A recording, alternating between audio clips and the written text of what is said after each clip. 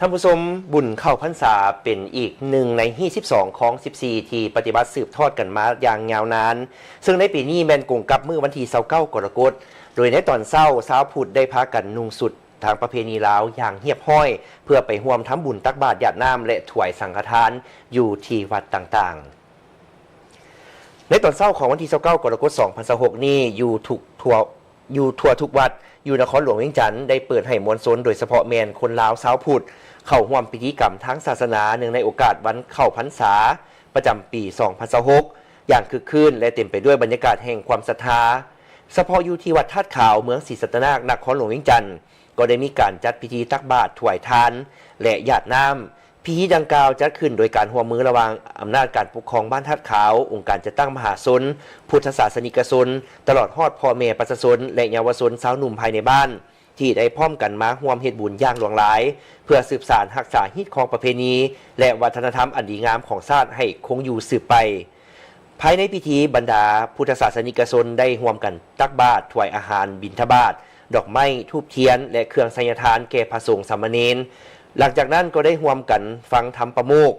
และประกอบพิธีหยาดน้ำเพื่ออุทิศส่วนบุญกุศลให้แก่บรรพบุรุษเจ้ากรรมนายเวรและญาติพี่น้องผู้ที่ล่วงลับไปแล้วพร้อมทั้งขอพรให้ครอบครัวและประชาชนภายในบ้านมีความอยู่เย็นเป็นสุขมีสุขภาพแข็งแรง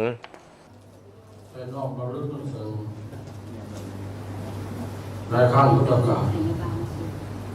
คือเมื่อนี้พระพุทธเจ้าของเราประทับอยู่ป่าอิสิปัตนะมฤคทายวันเมื่อพาราณสีประเทศอินเดียออกเป็นนายกของเราก็ได้ไปหลายครั้งแล้วนะเมื่อนี้พระพุทธเจ้าไปว่าตั้งแต่เมื่อวานพร้อมด้วยพระสาวกพร้อมด้วยพระเดชาและเมื่อนี้